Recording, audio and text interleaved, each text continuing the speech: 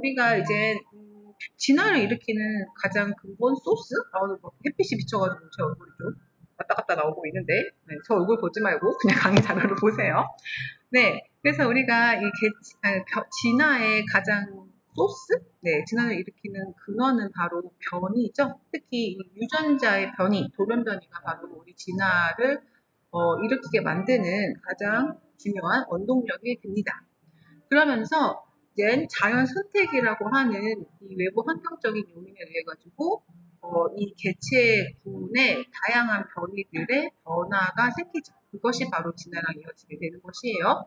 그래서 우리가 개체군이라고 얘기를 했을 때 예전에 첫 번째 시간에 이 각각의 생물들의 기본 그 범위들을 정의를 할 때 한번 얘기를 했었죠. 파퓰레이션이라고 해가지고 이 종 안에 같은 지역에 살면서 서로 교배 가능한 그런 집단을 우리가 파퓰레이션, 개체군이 되는 거죠. 쉬운 예로는 이제 인간이라고 하는 한 종인데 우리가 이 한국에 살고 있는 개체군이 되는 거죠. 그렇죠? 그리고 저 멀리 어느 다른 섬에 살면 또 거기 또 새로운 인간 종이지만 또 개체군이 존재를 할 거예요. 그래서 같은 종이라고 하더라도 서로 다른 개체군들 사이에서는 이런 교배 같은 걸 통한 유전 물질의 교환이 일어나지 않거나 혹시 일어나다고 하더라도 뭔가 지역적으로 격리될 수가 있는 거죠. 대표적인 것이 바로 이 같은 종 안에 개체군인데 어떤 지각 변동에 의해 가지고 다른 호수나 섬으로 이렇게 격리되는 경우들. 그래서 그 대표적인 게 바로 다윈이 관찰했던 그 갈라파고스 근로가 되겠죠. 그래서 이 개체군의 수준에서 우리가 진화를 연구할 때 별로 약간 살짝 뜨고 끊기는데 괜찮으신가요?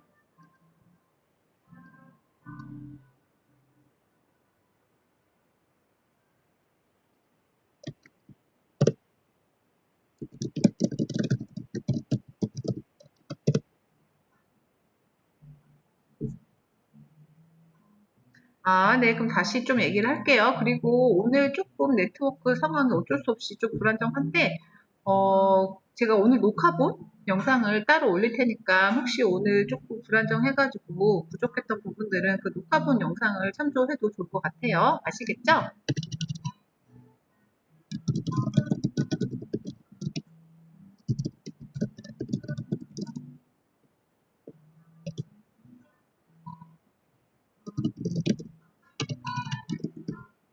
네, 그 참조로 좀 양해해 주시면은 좋을 것 같아요.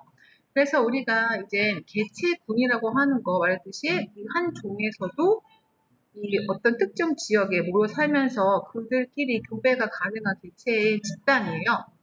예를 들어서 인간이라는 종이지만은 이 한국이라고 하는 이 지역에 모여 살면서 서로 교배를 하고 있는 그 집단을 우리가 이제 개체군이라고 정의를 하는 거죠. 그리고 같은 종이라고 할지라도 이제 서로 다른 개체군이 되면은 지역적으로 격리가 되어 있다던가 어떤 요인에 의해 가지고 서로 유전 물질의 교환이 거의 일어나지 않습니다.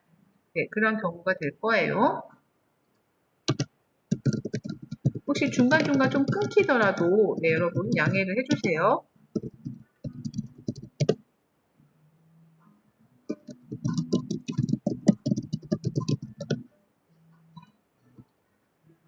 네, 그래서 우리가 대표적으로 이제 그 하나의 개체군에 있는 유전자가 어떻게 구성되어 있는지 그리고 그 빈도는 어떻게 되는지를 예측할 수가 있습니다. 바로 우리가 앞에서 배웠던 멘델의 법칙을 이용하고 그 멘델의 법칙에서 나온 하디 바인베르크의 공식을 이용하면 되겠죠. 맞다. 우리 전자출결을 아직 안 했네요. 네, 전자출결을 하도록 하겠습니다. 그래서 중요한 전자출결을 해야겠죠.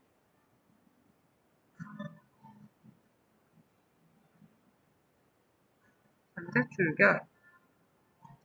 자, 생물학, 네, 우리 1분만.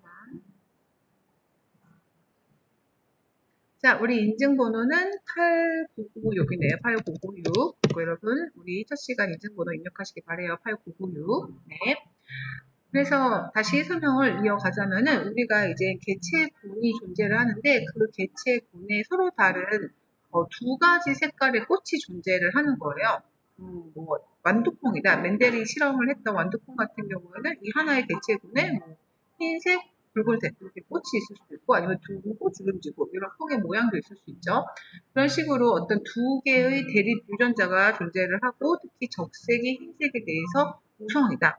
그러면 우리가 이 유전자형이 이 개체군 안에 어떤 빈도로 존재하는지 예를 들어서 적색 꽃이 몇 개 있고 또 흰색 꽃이 몇 개 있고 그 유전자가 몇 개 있는지 그 빈도를 알고 있으면은 그 다음에 하디 바인베르크 공식 즉 P제곱 플러스 2PQ 플러스 Q제곱은 1이다. 네, 요거에 의해 가지고 계속 그 한 유전자 풀에서 유전자형의 빈도가 어떻게 되는지 계산할 수가 있는 거죠. 뒤에 예를 보면서 얘기를 할게요. 자, 예를 들어가지고 우리가 대표적으로 또 맨델 법칙할 때 이 푸네트 정방형을 통해 가지고 정자, 난자에 각각 대립 유전자가 존재를 할 때 그 자손들은 어떤 확률로 태어나는지를 이미 한번 얘기를 했었어요. 그래서 라지 R이라고 하는 적색 대립 유전자의 빈도가 0.8이고 그 다음에 스몰 R, 이 흰색 꽃을 만드는 대립 유전자의 빈도가 0.2다. 이 유전자 풀 안에서 라고 우리가 알고 있으면은 각각 라지 R, 스몰 R의 정자, 난자가 어떤 확률로 만들어질 수 있는지를 알 수가 있겠죠. 그리고 그것들이 만났을 때 그때 각각의 자손의 유전자형은 어떤 빈도로 나타날 것이고 그리고 물론 표현형도 더불어서 어떤 빈도로 나타날지를 예측할 수가 있겠죠. 그리고 가장 중요한 거 항상 이 확률은 더했을 때 그 유전자 풀 안에서는 1입니다. 그래서 1세대 P가 0.8이고 그 다음에 Q가 0.2의 빈도였고 이걸 더했을 때는 1이죠. 그리고 이 자손들을 봤을 때 이 P제곱, PQ 그리고 Q제곱 즉 RR, 라지 R, 스몰 R 그리고 스몰 R, 스몰 R 이렇게 나타나는 이 모든 확률들을 다 더했을 때도 항상 1입니다. 그래서 이게 바로 그 유명한 하디 바인베르크 공식이 돼요. 그래서 우리가 유전자형의 빈도 그리고 표현형의 빈도 모두 다 알 수가 있겠죠.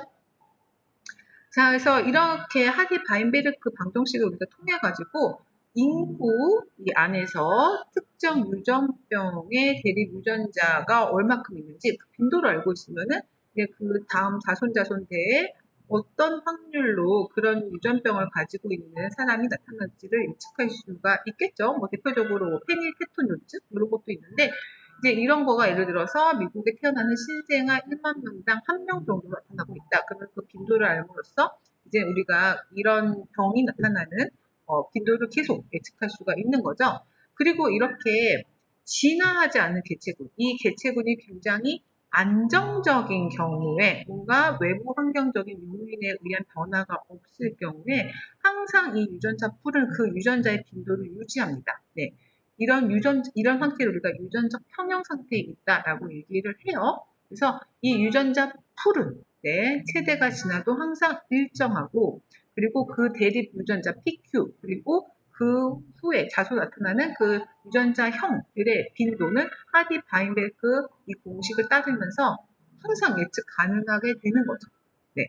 하지만은 때로는 이제 어떤 상황적인 환경적인 변화가 생기고 그로 인해서 대립 유전자의 빈도가 세대가 지나면서 변화하는 경우들이 생기고 그것을 우리가 최소의 규모, 즉 개체군이라고 하는 가장 작은 단위에서 본 변화이기 때문에 이것을 우리가 소진화, 마이크로 에볼루션이라고 얘기를 하는 것이죠. 그리고 이 소진화가 계속 점점점 퍼져나가면은 일명 대진화, 이 모든 전 생태계의 진화가 발생하는 그런 결과까지 이어지겠죠.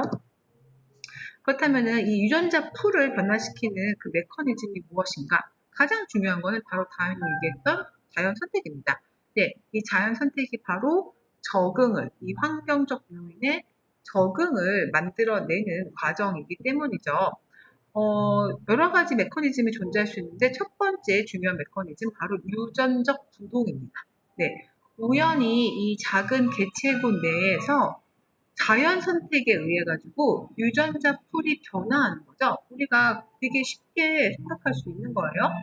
제1세대에서는 이렇게 10개의 식물체들이 존재를 하고 있었어요. 그리고 그때 보면은 이 라지알과 스몰알의 빈도가 0.7 대 0.3이었죠. 네, 요 10개의 개체 안에서 빨간색, 흰색 꽃이 섞여 있는데 이 경우는 라지알과 스몰알에 나타나는 이 비율을 봤을 때 0.7 대 0.3이었어요. 근데 자연 선택에 의해서 이 5개의 개체만이 살아남은 거죠. 이 5개의 개체만이 자손을 남길 수 있었어요. 그랬을 경우에 그 다음 세대에는 이제 유전자형의 빈도가 바뀌게 되는 거죠.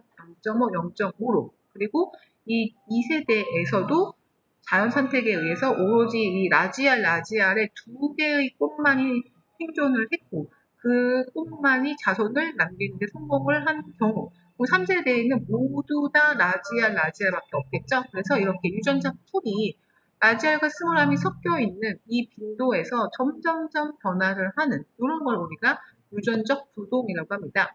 그리고 유전적 부동은 비교적 개체의 수가 적은 경우에 일어나요. 그리고 유전적 부동의 대표적인 예 중에 하나가 바로 병목 효과입니다. 어떤 사건에 의해 가지고 급격하게 개체군의 크기가 감소할 때 나타나는 효과이죠.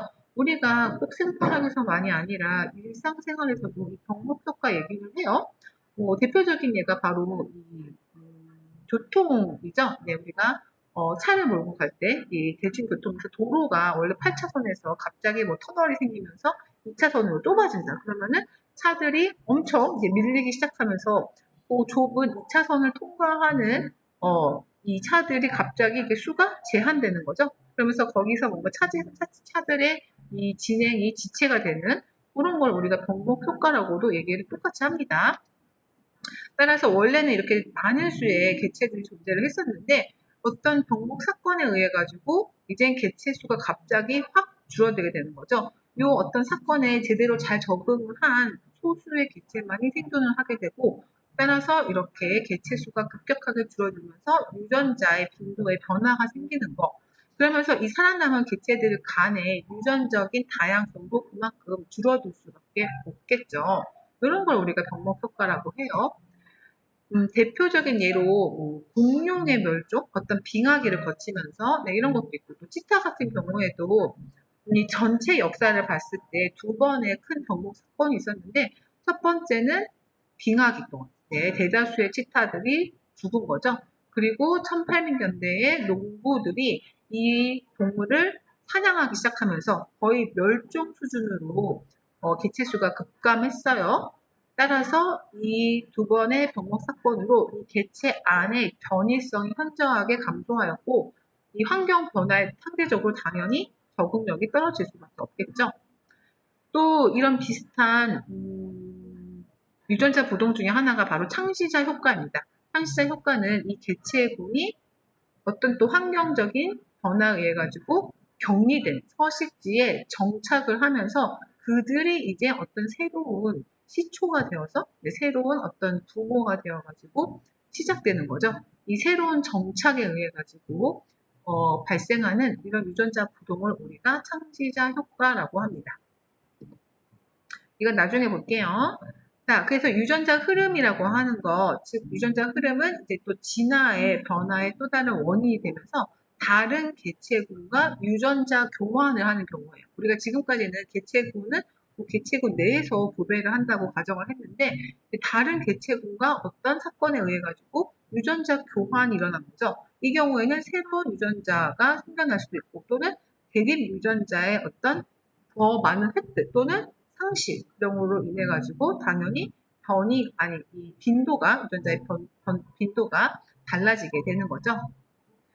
자, 그래서 자연 선택만이 뭔가 환경에 보다 잘 적응할 수 있는 적합한 결과로 적합한 쪽으로 이 진화를 일으키는 적응적 진화를 이루게 됩니다. 대표적인 예로 이제 푸른발 보비새라고 하는 어떤 종이 갈라파고스 제도에서 살고 있었는데 이들이 처음부터 이런 모습, 형질을 갖고 있지는 않았겠지만은 이 주어진 환경에 적응하게 되면서 어떤 특정한 형질들을 도드라지게 나타나게 된 것이죠. 다이빙 할 때 유의하기 위해서 몸과 부리가 유선형이다. 또는 큰 꼬리를 가져서 브레이크 역할을 하고 있다. 또는 이 푸른 바다에서 뭔가 포식자에게 잘 숨을 수 있는 뭔가 푸른색 발을 가진 이런 수컷이 더 이 어떤 생존에 유리하다, 아니면 이 교배에 유리하다, 뭐 이런 것들이 되겠죠.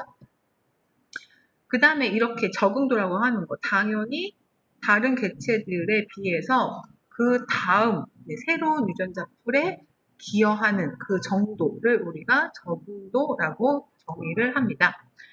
자, 그 다음에 이렇게 자연 선택의 자연 선택에 의해 가지고 이제 한 개체 내에 다양한 형질, 이 변이들 사이에 뭔가 빈도의 변화가 생기죠. 그리고 그 빈도의 변화가 크게 세 가지 결과로 나타나게 됩니다. 방향성 선택, 분리 선택, 그리고 안정화 선택이죠.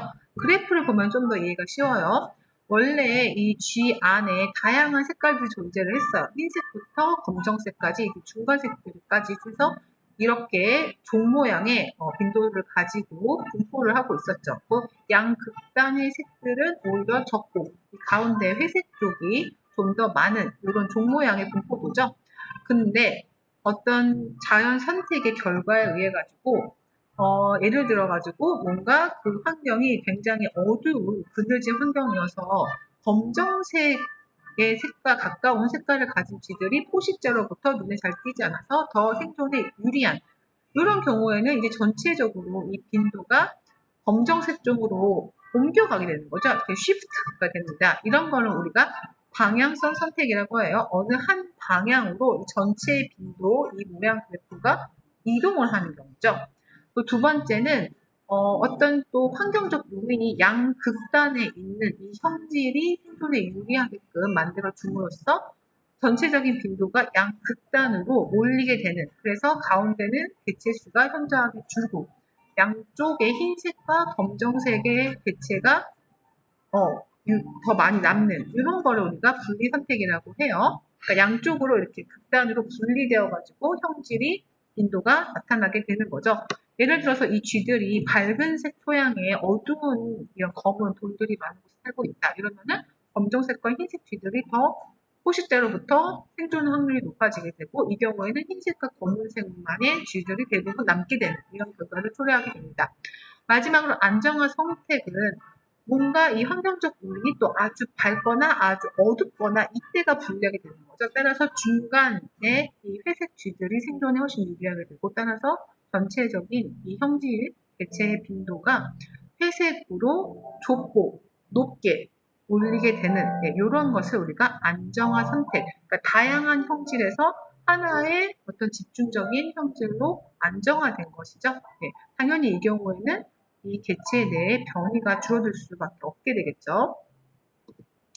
자, 그 다음에 성적 선택이라고 하는 것도 있어요. 어떤 특정 형질을 가진 개체가 그렇지 않은 개체보다 암컷 또는 수컷에게 이 다른 성에게 더 유리하게 선택을 받게 되고, 따라서 더 자손을 남길 확률이 높아지는, 이것도 자연 선택의 한 형태가 돼요. 만약에 성적 이형이라고 한 것도 있는데, 이것은 생식이나 생존과는 직접적인 관련이 없는, 그러니까 어떤 이 생식과 관련이 없는 그런 암컷과 수컷 사이의 생김새의 차이는 성적 이형이라고 하고, 보통 어떤 성이 갖고 있는 특정한 이 어떤 구조 같은 것들은 짝짓기를 할 때 다른 성에게 더 어필할 수 있는 이런 작용으로 역할을 하게 되죠. 대표적인 것이 바로 수컷 공작새의 이 깃털, 날개 같은 경우죠. 암컷에게 선택받기 위해서 더 화려하고 아름다운 이 깃털을 가진 수컷이 유리하게 되고, 그것은 암컷 그 공작새와는 다른 수컷만이 가진 독특한 형질이죠. 또 이런 약간 과시적인 행동도 있고, 또는 정말 이제 치고받고 싸움을 하는 경우도 있죠. 그래서 싸워서 이긴 승자가 이제 암컷을 차지하는 이런 경우는 우리가 동물의 세계에서 더 흔히 보는 경우 같아요. 그리고 이렇게 까다로운 서로의 선택에 의해 가지고 짝짓기가 이루어짐으로써 이것도 어떤 자연 선택의 하나로서 작용을 하게 됩니다. 이 영상은 안 볼게요. 그래서 여기까지. 자, 우리가 지난 오늘 다 끝냈습니다. 그러면서 이번 학기 강의도 모두 다 마무리를 하게 되었죠. 자, 그래서 우리가 마지막으로 이 재밌는 영상을 하나 볼게요. 이게 우리 인류가 어떤 방향으로 지금 진화를 하고 있는가 좀 재미있게 본 영상이에요. 그러면서 한편적으로 되게 충격적이기도 합니다. 제가 이제 우리 진화론 강의 노트에서 첫 번째 그 그림에서 아이고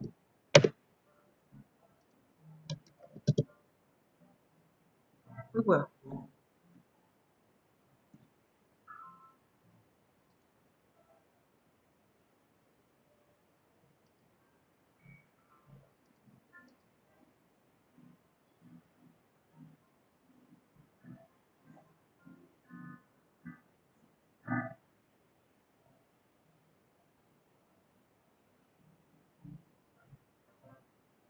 아이고야.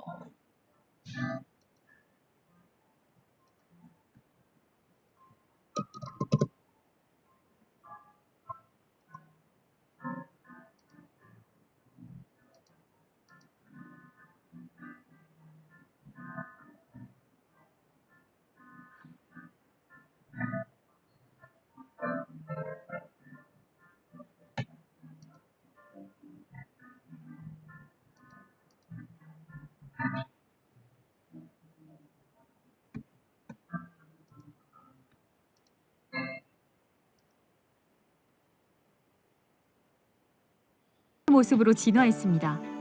우리 인간의 지금 모습 또한 긴 진화를 거친 결과죠. 그런데 그 결과가 웃어도 예쁜 수지와 울어도 예쁜 수지와 라니. 이렇게 보면 인류의 진화는 나에게만 불리하게 되어 온 것 같은데. 꼭 그렇게 다 가져가야만 속이 후련했냐? 사실 인류는 나름의 필요와 이유를 가지고 지금까지 진화해 왔습니다. 오늘은 인류가 어떻게 진화해 왔는지 살펴보고 다가올 미래에는 어떤 모습으로 변할지 함께 알아볼까요? 현생 인류의 진화. 지난 6만 년 동안 해부학적으로나 행동 양식상으로 인간에게 대단한 변화가 일어나지 않았습니다. 그래서 우리가 6만 년 전 사람을 만나더라도 같은 사람으로 인식하는 데 큰 문제가 없죠.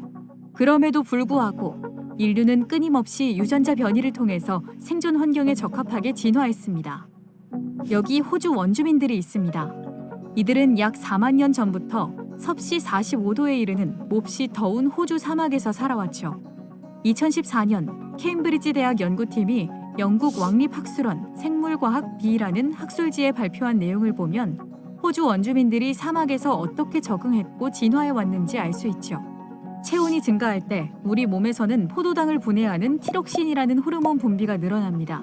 몸 안에 티록신이 많아지면 포도당을 더욱더 열심히 소화하게 되겠죠?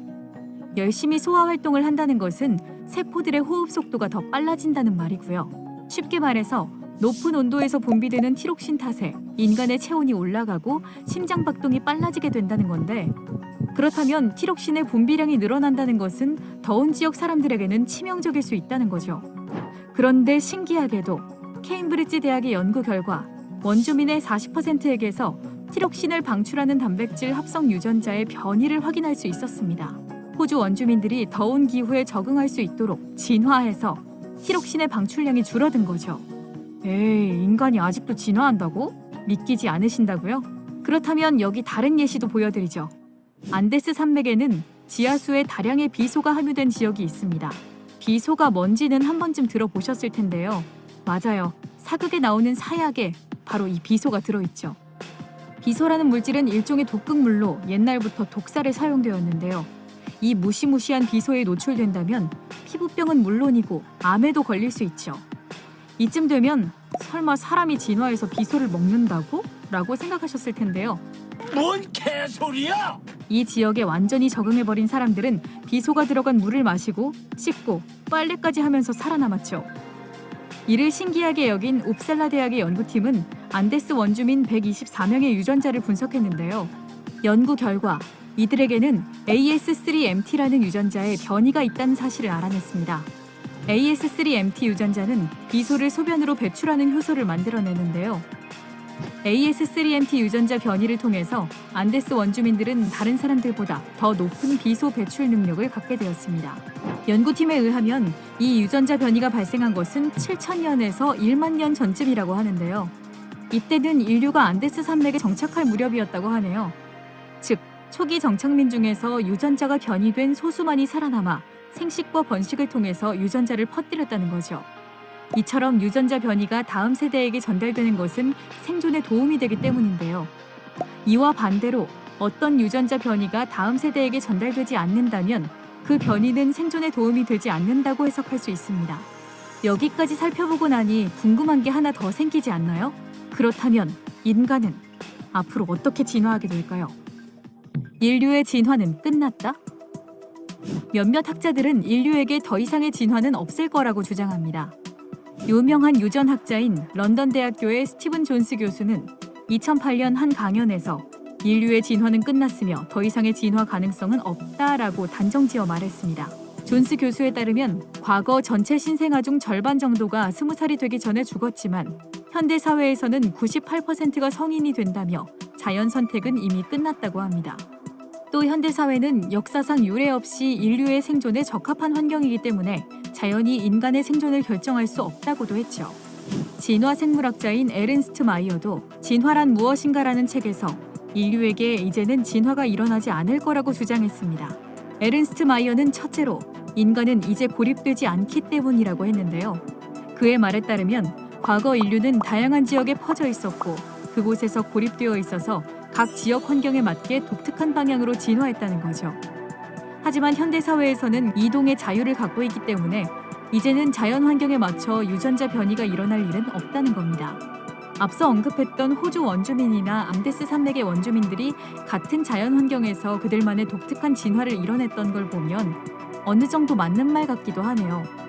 에른스트 마이어의 두 번째 주장은 자연 선택은 더 이상 작용하지 않기 때문이에요. 현대에도 잘생기고 예쁘고 똑똑하고 키 크고 목소리 좋고 E equals MC squared. 건강한 사람이 인기가 많죠. 하지만 못생긴 사람도 결혼할 수 있고 공부를 못한다고 해서 돈을 못 버는 것도 아닙니다. 이런 이유로 인류는 앞으로는 진화하지 않기 때문에 인위적으로 진화시켜야 한다는 주장도 있었어요. 그게 바로 인종차별과 강제 불임 수술, 그리고 우생학이죠. 미래 인간의 모습. 그렇다면 이제 여러분들이 궁금해할 것은 진화한 미래 인간의 모습일 텐데요. 자, 어떠신가요? 굽은 등, 거북목, 부은 다리, 불룩 나온 배, 충혈된 눈. 이 여성의 이름은 엠마. 이 끔찍한 모습에 나의 인류는 이렇지 않아 라고 생각하실 텐데요. 이 모습은 행동미래학자 윌리엄 하이안 박사의 연구팀이 영국과 독일, 프랑스의 사무직 노동자 3,000명을 데이터화해서 예측한 20년 뒤 우리의 모습이라고 합니다. 우리의 사무 환경을 바꾸지 않는다면 이렇게 된다는 건데요. 갑자기 기지개 마렵네요. 그러면 이제 좀 멀리 1000년 후로 가볼까요? 영국의 잡지 더 선이 예측한 1000년 후의 미래 인류의 모습입니다. 디지털 장비에 익숙해진 인류의 모습이라고 하는데요. 아직 놀라기 이릅니다. 이번엔 스코틀랜드의 동물학자 두걸 딕슨이 상상한 5천만 년 후의 미래 인류의 모습입니다. 참고로 붉은색의 커다란 사람이 여자, 분홍색의 작은 사람이 남자라는 사실. 두뇌가 매우 발달한 인류로 염력과 초능력을 사용해 이동하고 생식 기능이랑 감각기관만이 제 기능을 한다고 하네요. 과연 5천만 년 동안 무슨 일이 있었길래 이런 모습으로 변했을까요? 앞서 본 모습들은 당연히 상상이겠지만 이렇게 보면 우리가 태어나서 죽을 때까지 진화를 확인할 수 없다는 게 정말 큰 다행으로 느껴지네요. 오늘 영상은 왜 나는 수지와 같은 시대를 살면서 다르게 생긴 걸까? 정말 같은 인간으로 진화해 온 게 맞나? 라는 투덜거림으로 시작했는데요. 인류 진화의 역사와 미래를 한번 훑어보고 나니 지금 이런 제 모습도 조상님들이 수백만 년간 힘겹게 생존, 번식, 경쟁한 끝에 물려주신 몸과 얼굴이라는 거잖아요. 저부터 저 자신을 아끼고 사랑해줘야겠습니다. 사실 저 아니면 딱히 사랑해줄 사람도 없고요. 오늘 영상은 여기까지입니다. 오늘도 떠먹여주는 과학의 영상을 재미있게 보셨다면 좋아요 여러분 영상 잘 보셨나요? 재미있지 않았어요? 우리 인류가 어떻게 진화해 왔고 또 앞으로 어떻게 진화될 것인지 그리고 먼 미래의 우리의 모습을 보면은 암울합니다.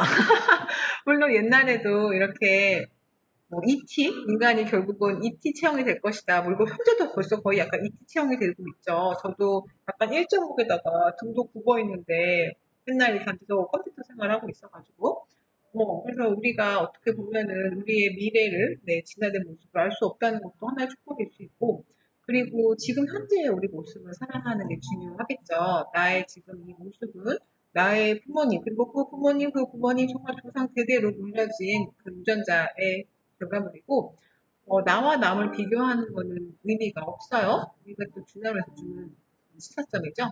나는 나고, 네, 그리고 너는 너고, 네, 우리는 각자 다를 뿐이지 누가 우월하고 누가 열등하고 이런 것은 없습니다. 네, 여러분은 그냥 하나하나가 다 소중한 존재예요. 여러분만의 그 유전자를 가진 굉장히 독특한, 네, 이 지구상의 유일무이한 존재이죠. 그로서 그 존재 자체의 의미가 있고, 그리고 여러분이 여러분을 자신을 사랑해 주시기 바랍니다. 아시겠죠?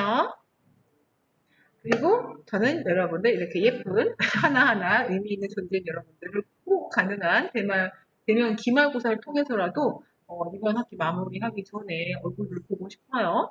그런 취지에서도 사실 대면 시험을 보고자 하는 거니까 여러분들이 좀 준비를 잘 해가지고 응해 주셨으면 합니다.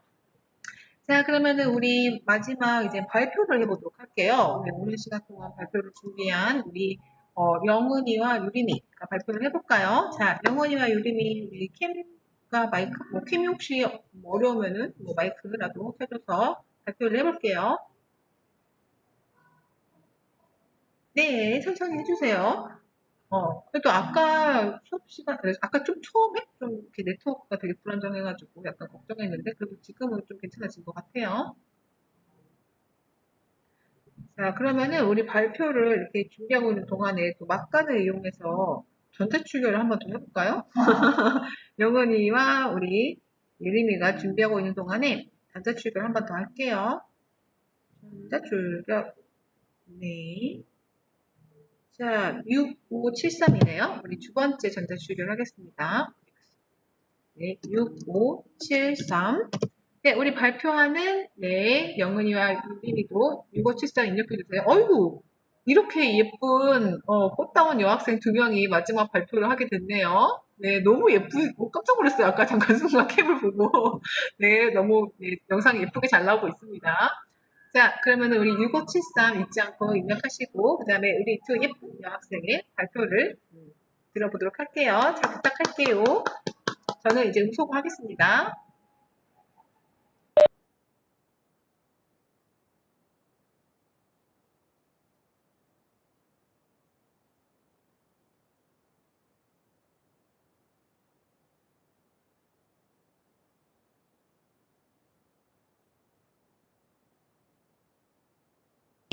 들리시나요? 네, 발표 시작하겠습니다. 최초의 바이러스는 어디에서 왔을까라는 주제로 발표하게 된 팀 H입니다. 아, 됐다. 들리시죠? 죄송해요. 죄송합니다. 일단은 바이러스란 무엇인지와 바이러스의 발견에 대해서 먼저 발표하게 된 자율전공학부 김영은입니다. 먼저 바이러스의 어원부터 살펴보겠습니다. 바이러스라는 단어는 우리가 지금 알고 있는 단어의 의미를 가지고 있는 지는 얼마 되지 않았습니다.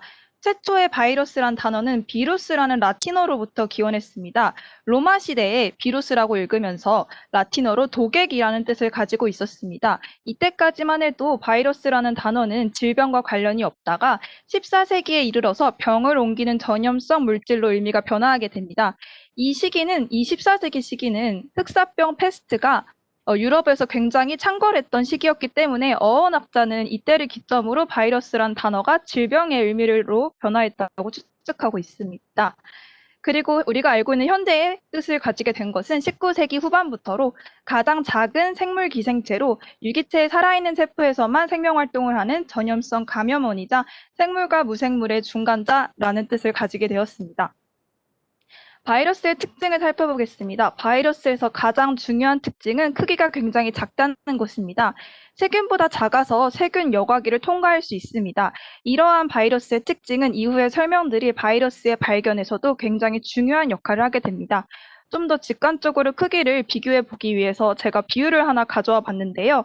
지구와 코끼리 그리고 쥐의 크기의 비율이 우리 인간과 박테리아, 즉 세균과 그리고 바이러스의 크기의 비율과 일치하다고 합니다. 그러니까 지구 속에 있는 쥐의 작은 크기가 우리 인간에게 몸속에 있는 바이러스의 크기와 일치할 정도로 바이러스는 굉장히 작은 크기를 가지고 있습니다. 이러한 작은 크기 때문에 바이러스는 일반적인 광학현미경으로는 관찰할 수가 없었고 전자현미경으로만 관찰이 가능합니다.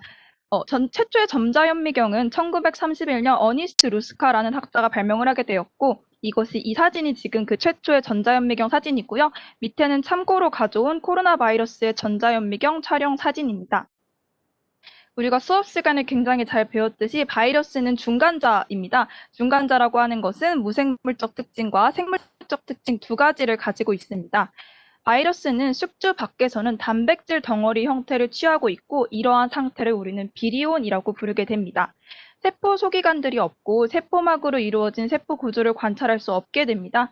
그리고 또한 독립적인 효소가 거의 없기 때문에 스스로 물질 대사를 할 수가 없어서 에너지를 생산해낼 수도 없습니다. 또한 바이러스는 숙주 밖에서는 결정체 상태로 존재합니다. 밑에는 우리 토바코 모자이크 바이러스의 결정체 사진을 가져왔습니다. 또한 바이러스는 숙주 내에서는 생명활동을 보입니다. 효소들을 가지고 물질 대상을 진행하여 에너지를 만들 수 있고요. 또 증식과 유전, 적응과 같은 생명현상을 할 수 있고 숙주의 여러한 도구들을 이용해서 자기 복제와 돌연 변이가 가능합니다. 밑에 그림은 이제 우리가 굉장히 잘 알고 있는 이제 코로나 바이러스와 사스 바이러스 그리고 메르스 바이러스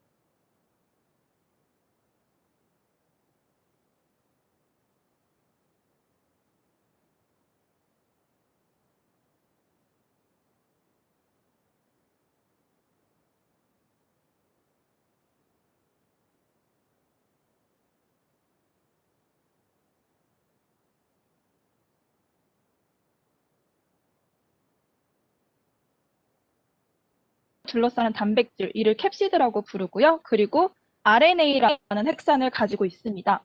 그리고 두 번째로 담배 모자이크 바이러스가 해당하는 나선형 바이러스는 RNA 핵산과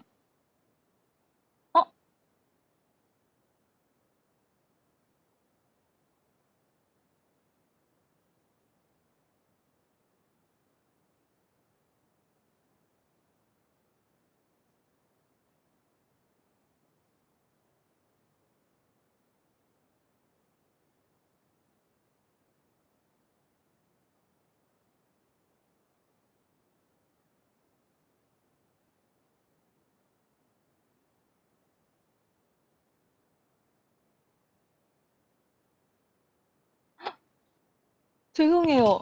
왜 공유가 안 됐지? 어떡하죠? 표지만 보인 건가요?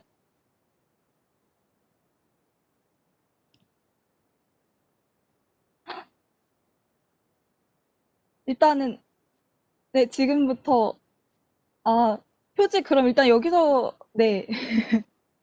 죄송합니다. 네트워크가 안 좋았나 봐요. 다시 그럼 여기서부터 다시 하겠습니다. 네. 그래서 바이러스 구조를 설명드리고 있었는데요. 앞서 설명드렸듯이 외피 바이러스랑 나선형 바이러스까지 설명드렸고요. 그리고 네. 그리고 박테리오파지라고 하고 있는 이제 복합 다면체형 바이러스를 설명드리면은 이거는 특이하게도 머리랑 꼬리 두 가지 형태로 나뉘어져 있고요.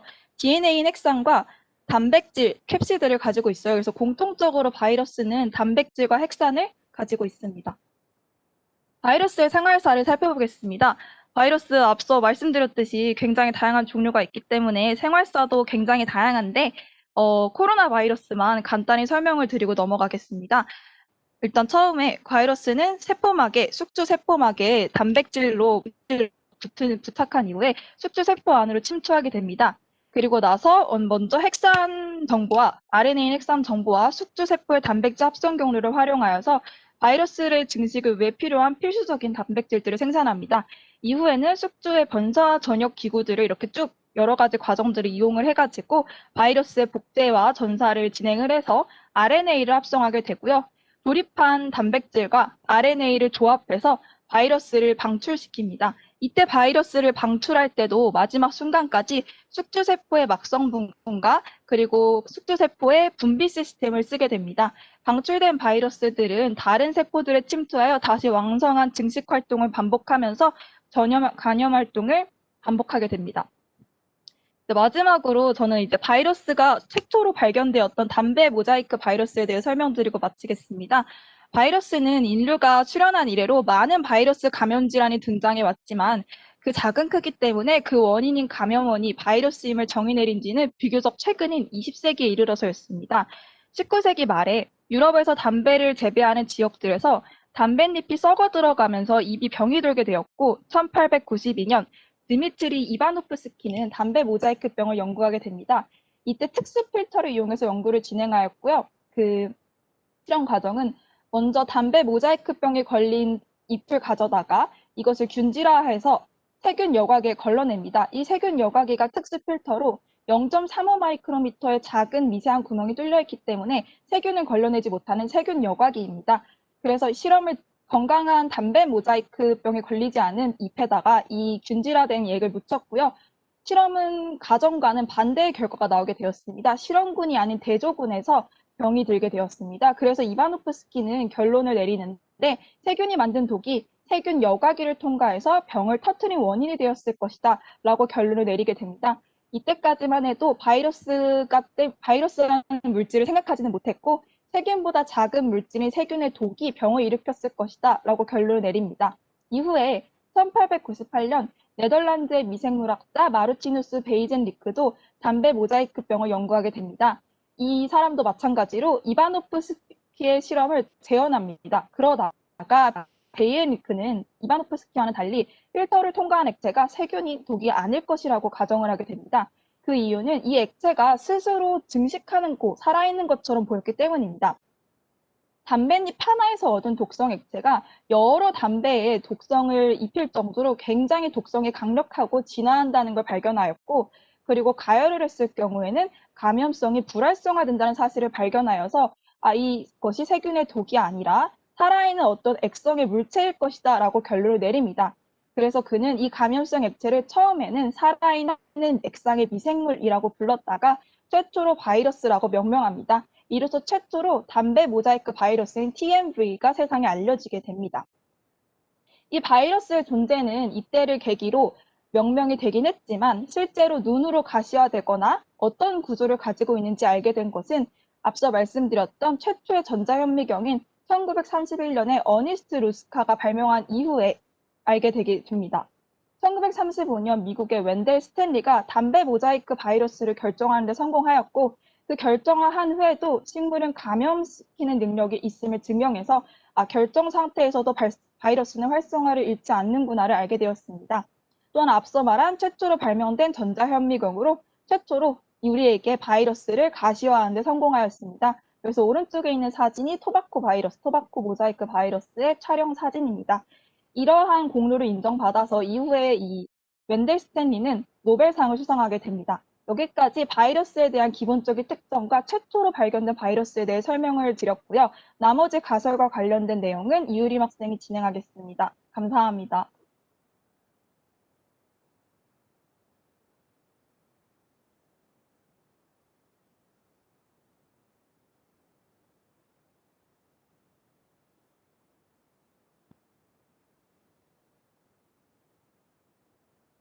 네, 이어서 바이러스 기원에 대한 가설을 설명하겠습니다. 바이러스 기원에 대한 가설은 크게 네 가지로 바이러스를 최초의 생명체로 보는 최초 생명체설, 바이러스가 세포의 태아로 인해 생성되었다고 보는 세포 태아설, 바이러스가 세포로부터 탈출하여 생성되었다고 보는 세포 탈출설, 마지막으로 아, 바이러스를 유림학생, 독자적으로 생겨난 세포로 보는 독립기원설이 유림학생? 있습니다. 네, 지금 목소리가 좀 작아서 조금만 먼저 더 최초 크게 얘기해 생명체설을 주시면 좋을 것 주장하는 같아요. 근거는 바이러스가 원시 생명체인 세균보다 구조가 유림이? 더 단순하기 때문입니다. 유림이? 하지만 바이러스는 무조건 세포 내 기생을 통해서만 삶을 영위하므로 세포 없이는 물질돼서도 증식도 할 수 없다는 한계가 있습니다. 따라서 바이러스가 세포보다 먼저 지구에 나타났다고 가정하는 최초 생명체설은 바이러스의 기원을 설명하는 데는 어려움이 있습니다. 다음은 세포 태아설입니다. 세포 태아설은 평범한 세포가 증식과 같은 생명 현상을 다른 세포에 의지하게 되면서 이전에 필수적이었던 유전자를 점점 잃어 현재 바이러스가 됐다는 가설입니다. 그 근거로는 많은 바이러스들이 세포처럼 이중가닥 DNA를 지녔는데 이들의 DNA는 유전자가 100여 개 뿐인데다가 크기도 작아 세포가 태아됐다고 생각하기에 충분합니다. 즉, 원시세포 중 일부가 점차 DNA를 잃어가며 작아졌고 그 결과 바이러스가 됐다고 생각하는 가설입니다. 다만 세포는 유전 정보를 DNA 형태만으로 저장하고 있기 때문에 만약 이 세포가 태아돼서 바이러스가 됐다면 대부분의 바이러스도 DNA를 유전 물질로 지녀야 합니다. 하지만 전체 바이러스 중 RNA를 유전 물질로 지닌 바이러스가 절반을 넘게 차지하기 때문에 세포 태아설은 RNA 바이러스의 기원을 설명할 수 없다는 한계가 있습니다. 이후 등장한 가설은 세포 탈출설입니다. 세포 탈출설이란 세포 속 유전체의 일부와 효소 단백질 등이 세포를 빠져나와 바이러스가 됐다는 가설로 이 가설은 DNA는 물론 RNA 바이러스의 기원도 설명이 가능합니다. 세포 탈출설의 근거로는 소아마비를 일으키는 폴리오 바이러스, 콩과 식물을 감염시키는 코모바이러스, 모기와 포유동물을 오가며 생활하는 신드비스 바이러스 등 이들이 지닌 RNA가 세포 속 mRNA 구조와 매우 닮았고 이 바이러스들의 복제 관련 효소 유전자도 세포의 것과 비슷하다는 점을 들 수 있습니다. 하지만 세포 탈출설은 거대 바이러스들의 존재를 설명할 수 없다는 한계가 있습니다. 2003년 발견된 미미 바이러스는 약 400에서 600 나노미터 크기로 기존 바이러스들보다 몇 배는 컸고 염기와 유전자 수도 매우 많았습니다. 그리고 2011년 미미 바이러스보다 좀 더 큰 메가 바이러스가 발견되어 있습니다. 당시 생물학자들은 이보다 더 큰 바이러스는 발견되지 않을 것으로 예측했지만 2년 뒤 메가 바이러스보다 2배 이상 크고 대장균보다 살짝 작은 판도라 바이러스가 발견되었습니다. 게다가 2014년 시베리아 영구동토층에서 판도라 바이러스보다 더 크고 대장균과 맞먹는 피토 바이러스가 발견되었습니다. 이러한 거대 바이러스들의 존재는 세포의 일부가 탈출해서 바이러스가 됐다는 세포 탈출설로는 설명될 수 없습니다. 이후 과학자들은 바이러스가 세포에서 탈출한 것이 아니라 독자적으로 생겨난 생명체 중 하나라고 가정하는 독립기원설을 제시했습니다. 독립기원설의 대표적인 근거는 레트로바이러스입니다. 이 바이러스는 RNA로 된 유전 정보를 DNA로 옮기는 역전사 효소를 갖고 있습니다. 역전사 효소는 현존하는 생물에서는 보기가 힘든데 대부분의 생물은 유전 정보를 DNA에서 RNA로 옮기고 이를 이용해 단백질을 만들기 때문입니다. 즉, 바이러스는 세포에서 비롯된 것이 별개의 존재라는 것입니다. 또 다른 근거는 2015년 미국 일리노이 대학 작물학과 구스타보 교수팀의 연구를 통해 알 수 있습니다. 연구팀은 바이러스 3,460종과 생물 1,620종의 단백질 접힌 패턴을 분석한 결과 바이러스가 원시 생명체에서 유래됐다고 주장했습니다.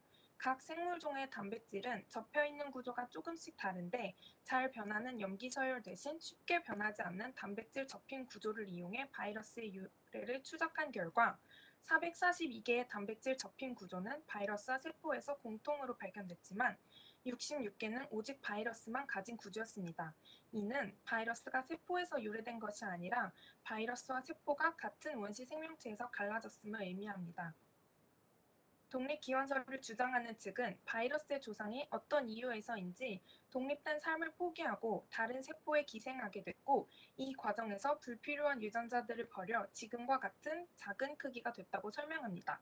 그래서 최근 발견된 거대 바이러스들이 바이러스 조상의 모습과 가깝다고 보며 세포 탈출설로 설명되지 않았던 거대 바이러스들도 독립기원설을 통해 설명할 수 있다고 주장합니다. 그러나 2017년 오스트리아의 하수 처리장에서 거대 바이러스인 클로스뉴 바이러스를 발견한 슐츠 박사는 이 독립기원서를 반박했습니다. 유전자 분석 결과 이 거대 바이러스는 수억 년 동안 숙주세포의 유전 물질을 뺏어오면서 커진 것으로 밝혀졌기 때문입니다. 따라서 일부 학자들은 바이러스는 생명 역사 이래로 독립적으로 진화한 생명이 아닌 하나의 입자로서 지난 수억 년 동안 숙주세포의 유전 물질을 강탈해왔다고 주장했습니다. 이렇게 과학자들은 바이러스의 등장에 대해 다양한 가설을 제시해왔지만 바이러스의 기원은 여전히 미스터리입니다. 앞서 말한 4가지의 기원 가설이 모든 바이러스의 탄생을 설명할 수는 없습니다. 결국 현존하는 바이러스들의 기원은 한 가지 가설만 맞는 게 아니라 앞서 소개한 가설들이 모두 합해진 형태이거나 아직까지 생각하지 못한 가설들을 포함해 여러 계통의 기원이 각각 존재했을 가능성이 가장 큽니다. 지금까지 최초의 바이러스는 어디에서 왔을까를 주제로 발표한 H조였습니다. 감사합니다.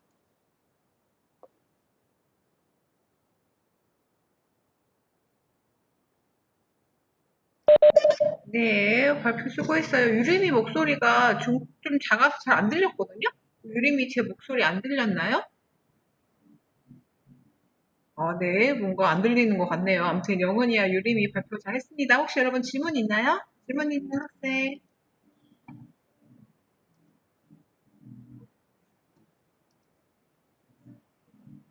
네, 우리 질문에 대답해 주시겠어요? 바이러스를 결정체로 분류했다는 것에서 외피에 쌓여있는 상태를 말하는 게 맞아요. 그 바이러스 상태 그대로인데 생명 활동을 하지 않고 비료온 상태를 위치한다는 게 네, 그게 결정체입니다. 들리셨나요? 들리셨나요?